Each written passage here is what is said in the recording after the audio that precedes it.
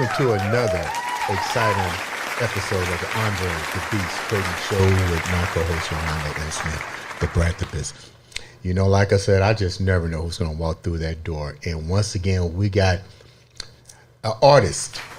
This is the artist month for me. I'm getting all kind of artists, and I love it. I love that they want to feature their talents here. But this is another special artist. She walks through the door. You could tell she just got this boom going about herself, that beast frame of mind. And the reason why is her song. We just heard her beautiful new release, and we're going to talk about that and a little bit more of her accomplishments. In the house, we like to welcome none other than the lady herself, Miss K. Huggins. So what's going on? We just heard that. Let's just start with what we just heard. We just heard that song. How do you feel? They played on the radio, and I feel great. I feel great about that song. And a secret that people don't realize I did in that song is it wasn't originally for me.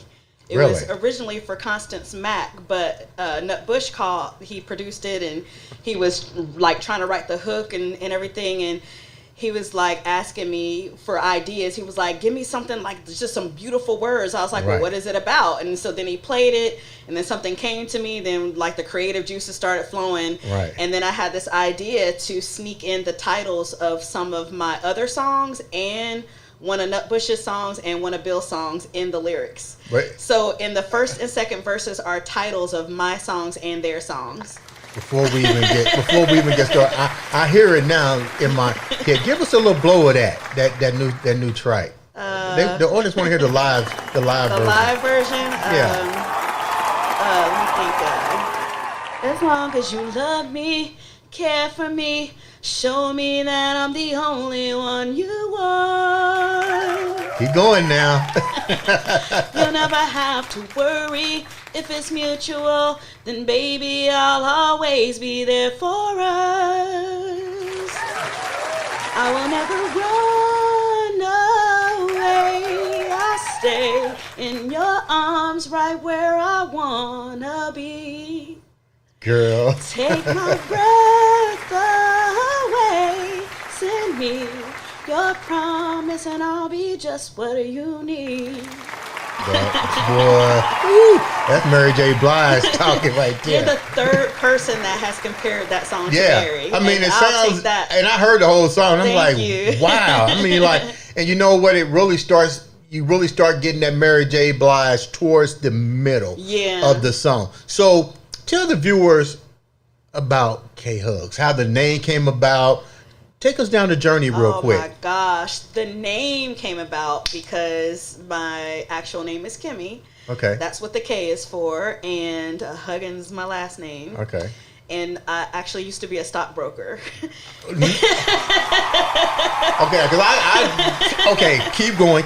So I was a stockbroker at Schwab, and I had somebody training me. I was an active trader, and so I would train for active trading and options trading and all of that stuff. And the person that trained me started calling me K Hugs. Like it's a long story. I don't want to go too far into it, but most people have to take a class, but the timing of it, I would have had to wait months, and I didn't want to wait, so they assigned me one trainer. Okay. And so every day this person like trained me, and so I got really good at it because I had one-on-one training for all this stuff.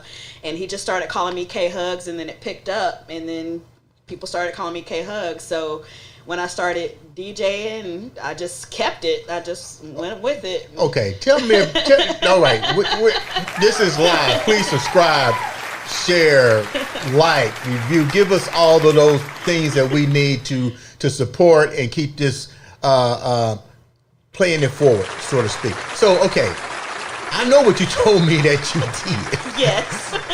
Give me a resume, because that one really blew my mind when you said stock. You know, man. So my resume is ridiculous because I've switched careers over the years, and so I started off in healthcare. I thought that I wanted to be a lab technician. Okay. And was. Okay. So I was an IV technician, then a lab technician. Something happened, a hospital accident when I was pregnant with my daughter, blood spilled on me, got out of the healthcare field. Had her, got into insurance, did life and health insurance for a year, and then after that, applied for Schwab and I was a stockbroker, active trader specialist, and then later ended up in the downtown branch as an advisor. Then after that, wealth management, and then I became a mortgage banker and invested in real estate, and then ended up in marketing. Started Angie's Listen, doing marketing for like home services, and then now ended up where I am now with the Atlanta Home Shows. You're definitely a beast. Thank you. Thank you. So tell me a little bit more about you. I mean, this is crazy. I didn't realize there was so much to you outside of a beautiful voice. Thank you. I'm very eclectic. I'm 49, 51% left, right brain. So I love that must be me. Using my intellect. And I love using my creativity, right. And sometimes it comes together with the music. So I use my intellect for the business side of the business and my knowledge. And when I used to DJ and do radio, I use that for that. And then I use... Back up. You used to do what again? DJ? I used to DJ and do radio. Okay. And after lunch with K Hugs. Man. On neojazzradio.com. I like new, jazz. Not boring jazz. Speaking of jazz, I noticed that you had the jazz vibe in that song. Yes. Is jazz one of your favorites? It's one of my favorites. I grew up on smooth jazz. Yeah. Road trips with my family, and we had it playing in the house all the time, and so I have a love for it. I have twin cousins that are into jazz. My cousin Jared, he plays saxophone. He's with Premium Blend. He just put out a new jazz album. So he's on my new song Chemistry on my Naked album, and that one Chemistry of Mine what? It's on my. I have an album released called Naked. It's called the Naked album. Okay. And Chemistry just hit over 146,000 streams last week. And that's hot. The album's growing. The album is growing. I'm very happy. But Jared did his thing. He's an amazing sax player. He's heavy into like the jazz. He like played at the Jazz Kitchen. He plays everywhere, but he's pretty known in the city. Now we was talking about the music. Yeah. You had your career is crazy. Let's be real. Why music? It doesn't go away. Like it's part of me. Like sometimes I'll wake up in the middle of the night with a song on my mind and I can't go back to sleep until I write it. So did you have that kind of feeling when you were working at Schwab's? Yeah, I did. And people at Schwab knew that I sang. Really? And matter of fact, that's actually how music was resurrected and how I ended up doing radio, because one of the guys that worked there, Steve, he was like, hey, didn't you used to DJ back in the day? And, talking, people get to hearing things. Right. And I was like, yeah, I did. And he had started a jazz station, and I originally started working with him, and his was, it used to be indiejz.com, and then it ended up being, he changed the name, and I can't think of what he changed. It was like Cool something, Cool... I'll look it up. Smooth Jazz and Cool Grooves. I can't remember. Cool Groove Radio, I think is what it was. He switched it, and then I ended up leaving that station and creating my own due to I had somebody that wanted to advertise with me, and he just wanted to advertise me, and he knew I was smart, and he was like, hey, can you do a station? And I was like, I don't know. And he was like, I'll pay for everything. I don't even want an ownership in it. I'll take care of whatever you need. I just want to advertise with you. So within a week, I figured out how to run a internet radio network and launched Neo Jazz Radio. I can't stand you. You know that, right? You know how long it took me to learn what I'm learning? Well, I know how to build websites. I know how to do graphics, and so I do a lot. And but I love creating. So whether it's like doing projects at home, doing graphics, doing websites. What side of your brain is working right now, so I know which direction I need to go? Right now, I think it's the creative side. Okay. So, what were there had to be some type of struggles or something. You had all these great careers. I mean, they just don't happen to anybody. You had the chances to do these things. What was the struggle with going from that to music? Because the music industry has changed. Yeah. Tell me a little bit about that transformation. Well, it's kind of in tandem, actually. So the struggle with music is the money. Like, it's hard to be an independent artist and make the money like the big celebrities do. So I use my work as a tool to fund my passion, which is the music. The biggest struggle I had was being, in a marriage in the past where it wasn't encouraged for me to sing. Matter of fact, it was completely discouraged. So how did you manage to go through that? I felt lost. I actually wrote about that in my poem Resurrection on my first album, She Reigns. Because a lot of people don't realize that even somebody in your house can be your not believing in you can cause that. I'm not sure if it was a thing of belief. It was something else. I don't think it was he didn't believe in me, because he would brag to all his friends about my abilities.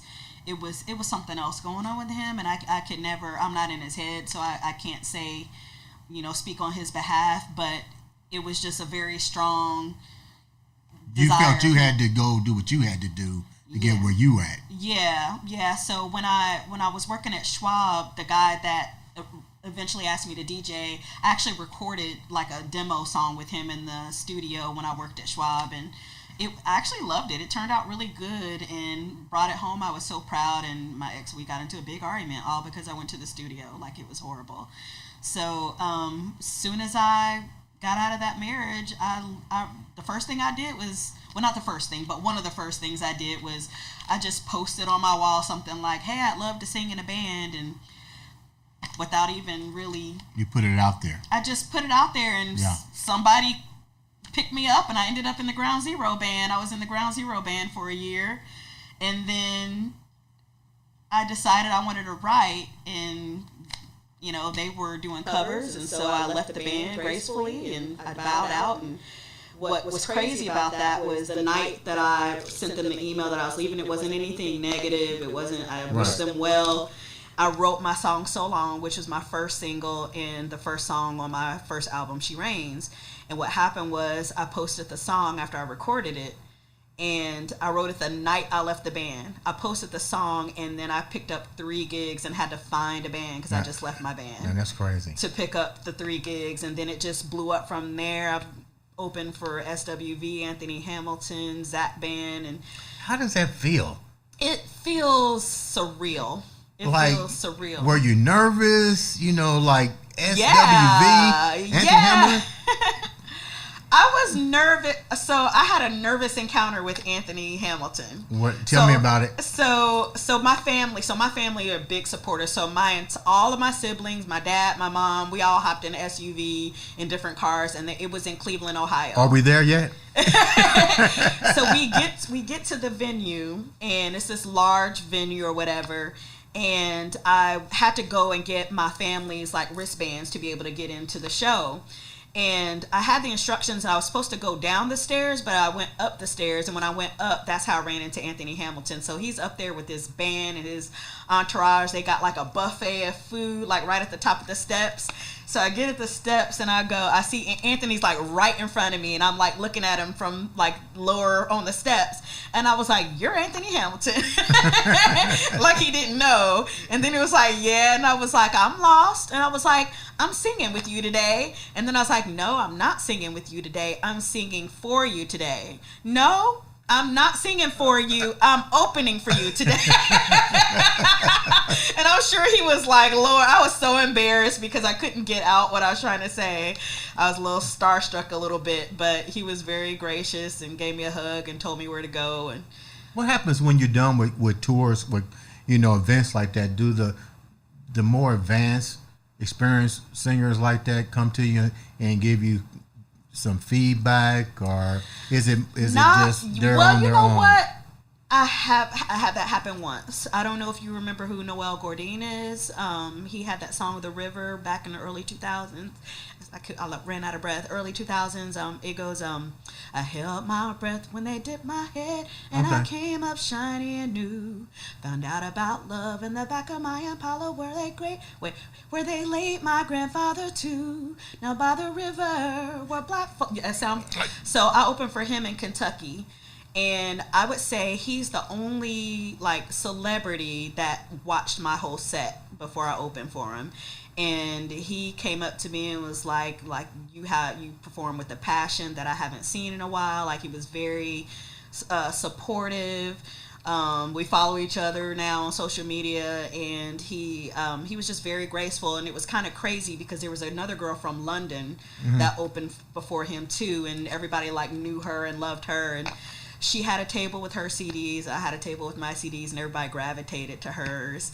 And Noel Gordon, bless his heart, came to my table, was the first one at my table and was the first one to buy my CD. And then when they saw that, everybody followed in line behind him. That's a straight up monkey see, monkey do moment. Yes. But I was very grateful that he did that for me. That was very sweet. So what are some of the? So what is the most impactful thing that has happened since you have now ventured back into the music industry? Impactful. Because get real, your job resume is off the chart. The concert tours is off the chart. So I know something, several things probably has been like mind blowing for you. I've had some mind blowing experiences. I would say within the last year, the two things there's three. Go ahead. I've got 3 different songs that I released in the last 12 months that have all reached over 100,000 streams. And I brought beatboxing back into one of those. That's surreal. Really? The song is called "Oh My God." Look, GAWD. Oh my God. But people love the song, and it's got a real beatbox. Yes, I called a guy we call Bassface. Right. He lives in Illinois, and he rode his motorcycle up here or down here to record his beatboxing, and he's beatboxing over me doing runs. Really? Yeah, so I'm like going, oh my God, and he's beatboxing while I'm doing it, and I'm going like this. You'll have to hear it because I'm like doing the run. I keep doing this run over and over, and he's beatboxing while I'm doing it, and it's just really cool. What? But the surrealness though was I saw that I was on a Billboard playlist and hit Billboard Hot Top 80. I got a notification. I was like looking at my artist Spotify. I was like, wait a minute, is that Billboard? And everybody was like, that's legit. And I was legit on Billboard. And then Nut Bush got a message from someone about Back to the Music last year. And somebody was like, hey, you're number 7, and sent him a screenshot. We didn't know what it was. And I was like, well, ask him on what? Like, on number 7 on what? So he asked the guy, and the guy sent him a bigger screenshot. I was number 7 on Amazon's hot new releases on Amazon Music. There you go, girl. And it was up there for weeks. And so it's like all these hundreds of thousands of songs, and I'm like number 7 with Back to the Music. It was awesome. I'm available to carry bags or to be a bodyguard or anything, right? Yeah. So, I mean, those milestones, like the 100K and the Billboard and the being on Amazon hot new releases, like all of those are things that like I didn't even know I wanted that, like right, it just happened, and I'm glad. Like I know I want a Grammy, but it's going to take things like that to get me there. I feel like I can do it. But it's kind of cool how the music has always been in you. Yeah. But you travel different roads and succeeded in those different roads. A lot of people don't have a lot of struggles, but you still succeeded until something just called you back to the music industry. Yeah. What I'm interested in, we just talked about this with some other artists, is attaching your wagon. Why'd you attach your wagon to Nutbush? That is interesting. So he, over the years, we've been Facebook friends for years, but we didn't really know each other until last year. And so I used to work exclusively as far as recording with Chris Kelly, who passed during the pandemic. He passed in December of 2020. Mm-hmm. And he's was a platinum producer, and for over 10 years, I exclusively recorded everything with him, even if I used other producers, because I used producers from around the world on my first album. But Chris was, always who I recorded those songs with, and he produced some of my songs too. So when he passed, I didn't have that anymore. So I'm like, just basically stopped recording for a little while, and people were approaching me, and I was like, first it was like I was waiting on him to get well, and then when that didn't happen, it was like I can't do it right now, like, and then finally, like, it was like right timing, like Nutbush came and was like, hey, like, let's do a song. And I was done with my Naked album. I was done with every song on the album. I was ready to release it. And he was like, hey, let's do a song. I was like, well, the album's done, but send me something. Didn't think anything of it. He sent me the bomb track, Back to the Music. I loved it. And that's the song that, like, took off on the album. Really? So I'm glad we added that as the bonus track on the album. And we also released it as a single. He's a triple platinum artist, correct? He is a platinum artist and quadruple platinum songwriter. So he's platinum as a recording artist on the Nutty Professor album, and he's a quadruple platinum writer on the Key Sweat album. How much has your career and your trajectory in this career changed by attaching your name to someone like that? And this is a two-part. And explain to me what we was talking about, the difference. You are affiliated with with a record label. Let's talk about that a little bit, and then your relationship with the legend Uncle Jams. Uncle Jams, yeah. That's a 3-part question. Well, doors have opened that are different doors than I had before when I was working with Chris, because Nutbush is such an accomplished musician. You know, he's, multi-platinum songwriter, artist. He writes, sings, plays multiple instruments. So the brilliance of his, I guess, music ability is elevating my sound. Yeah. So with that, we got Back to the Music, and we have As Long, and he also produced my vocals on As Long. So, I'm like trying to go into my falls. He's like, no, sing from your natural. I was like, what's my natural? Like, he had to explain, like, it's basically, my mom used to always say, sing from your diaphragm. So that's your natural. And so, but it was some sweat. I was literally sweating in the studio with Back to the Music and As Long, because singing that hard, like, it's literally a workout. And I was definitely sweating in the studio and had to take some breaks and drink some water. But yeah, so the elevation of the sound is from that. And then of course, Bill is the business side of the Zoomies Entertainment, and he carries out everything as far as like our showcases and making sure that the pushes go out properly with everybody. So now we operate as a team, and then I do my part with the graphics, because I do album graphics. So I did Hello Me graphics, I did the As Long cover, I did Bill's cover for The Lucky One, and I did Nutbush's cover for Used to Be a Player Fun. Multi-talent. So we all have different roles that we do. Now you guys teamed up with Uncle Jams. Yes, so that connection is through Nutbush as well. So Nutbush was under MeCap with Uncle Jams, and Uncle Jams, of course, he has all of his artists, Kelsey, Damon Carl, 12, K-Rob, I believe is one of the newer ones he has, and he's got several other artists. And so I've been seeing over the years the things that they've been doing, but because of the relationship that Nutbush had with him, now Bill and I are also affiliated with MeCap, even though we're not under MeCap. What is the music industry turning into now? What is it evolving to in your eyes?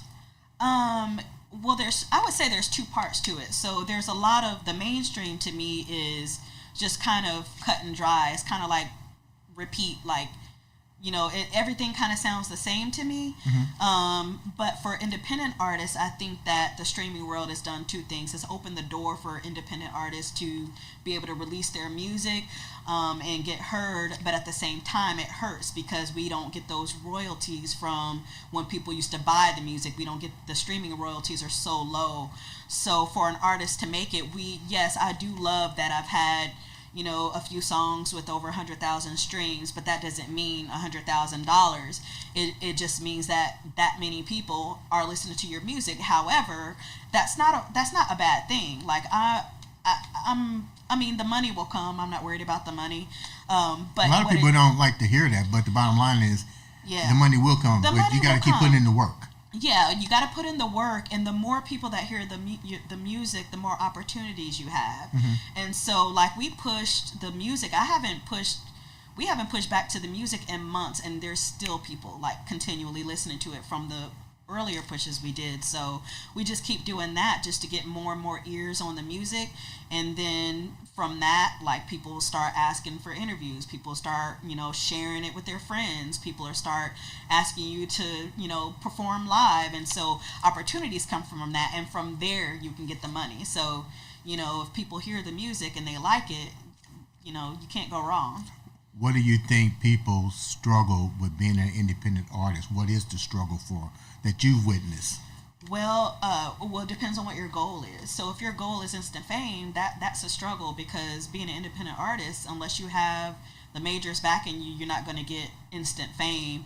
Like, you can put out the bombest track on Spotify yourself with no team, and it doesn't matter if nobody hears it. So if they don't know how to push it, they don't know how to do the business side, they don't know how to encode their songs, they don't know how to, push it to the DJs, they're spamming their family and friends. So now family and friends don't want to hear it, even though it could be the best track they've ever heard it. But this person done got on their nerves spamming. So you've got to know how to advertise, you got to know how to, like, move the right way in order to be able to be heard and seen. And when you're independent artist, you gotta know it all, basically. Yeah, you do, because I mean, I've had management before. I've had 2 different managers, and one was in Hollywood, one was in Texas. And my first manager in Hollywood, he was like up there, like, doing stuff with Pitbull and Michelle Montano, the biggest soca artist out of Trinidad and Tobago, but he wasn't able to give me the time that he was given to those other artists. So I didn't re-sign my contract because I was promised these things and it wasn't delivered. So I just was like, well, I might as well just figure it out on my own. If I'm going to be tabled, right, I might as well just do it on my own instead of just being tabled and being sat there. Before we wrap up, what's the end game? The end game is to be heard, and I would eventually like a Grammy. I really want a Grammy. I feel like I can get one, and I also want to encourage people to live out their dreams. So I don't want to just be out there. You definitely done it. Thank you. Like, man, I want people to see me and be like, dang, she did it. Like, okay, I can do it. Like, no matter what your passion is, doesn't have to be music, no matter what your passion is, like, you can do it. Like, you can do, be, and have anything you want. You just have to believe in yourself. If you don't believe in yourself, others won't believe in you. 2 things you got to do before we wrap up. Mm-hmm. You got to blow one more song, one of your favorites, not the new one that just got released. Okay. One that takes you back to, you go, wow, and give a little reason why you picked that song. And then after that, leave the viewers with something mindful. I'm going to say Send Me an Angel on my first album. Go. And okay, all right. My mind has been weary. My heart has been scorned, my soul has been discouraged, and I feel so worn.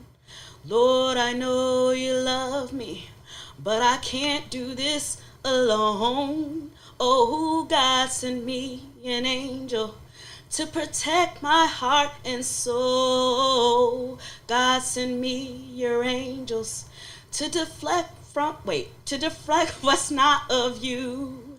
And then it goes into, like, more of the hook. Why that song? That's the song that I wrote in the middle of my divorce. I was having a woe is me moment of, why am I going through this? And then right after that, I had an epiphany moment of, God, you gave me all this. So send me an angel. This was me asking for help to push me where I want to go and where I want to be. That's deep. Leave the audience with something motivational. You know what? Whatever you believe is true. If you believe you can or you believe you can't, you're right. So it's better to just believe in yourself. Ladies and gentlemen, this has been no other than the next Grammy winner. Yes, I received that. I got to get a ticket to this now. The next Grammy winner, ladies and gentlemen. This has been Miss K. Hugs and Andre The Beast Crayton.